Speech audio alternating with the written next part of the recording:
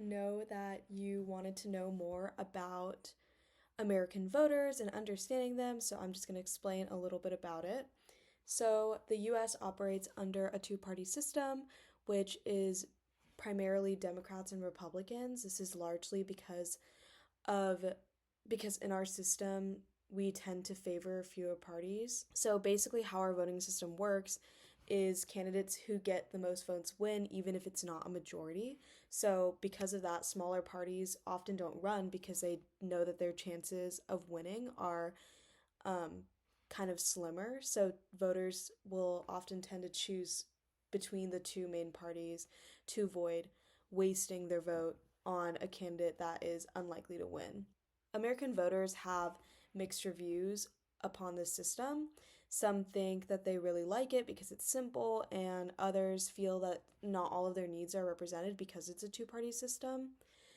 Geographically, voters are different. In more of the urban areas, you tend to lean more Democratic, while rural areas are typically more Republican. Within the electoral process, information is super important because it helps people make more informed decisions. But unfortunately, many lack the knowledge, especially regarding their state governments. The question wording really does affect the way that people answer questions.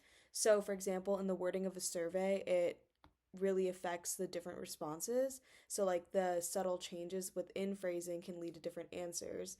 For example, in January 1980, there were people who favored cutting services to reduce spending, and then just 6 months later, their opinion was different based off of the subtle changes within the question. People's opinions are often tied pretty closely to their political parties as well. So, for instance, Republicans are more likely to say the economy bad regardless. For instance, Republicans are more likely to say that the economy is bad regardless of the actual state. And when someone changes their party affiliation, they often adopt the new party's positions. So, during Watergate, people had changed their party identification, but what it meant to be a Republican and Democrat didn't necessarily change. So, for the formation of opinions, there are different types of voters. So, there is a politically sophisticated, and they have strong, consistent beliefs that are harder to persuade. The occasionally attentive are more easily influenced, and most recent information that they hear will affect them more. And then there's the apolitical who, like, just aren't really involved at all. They don't really follow the news, and they generally can't really be persuaded. So, for American voters' ideology, it's basically a set of beliefs about politics shared amongst people and shaped by elites and the media and other think tanks. In the United States, people will identify left and right, so liberal or conservative, but generally, no matter where they lie, most people will think of themselves more as the middle ground. And that's also because over time that American politics has become more polarized. So Democrats who have become more uniformly liberal and Republicans have actually become more extremely conservative. And this polarization can also be evident within geography and racial attitudes. American voters will actually perceive Congress as partisan because news media will amplify the disagreements between the political elites. Some people prefer aligning themselves with simple issues, which reinforces the ideological polarization.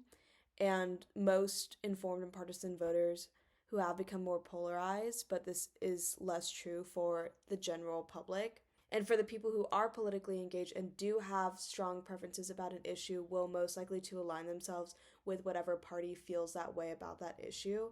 For example, these can be like hot topic issues such as abortion and guns. So people who feel a certain type of way and it's very strong about these issues will align themselves with the party that aligns with their opinion. The public has sorted itself into parties that align with their issue and ideological preferences, and social groups have become more universally partisan.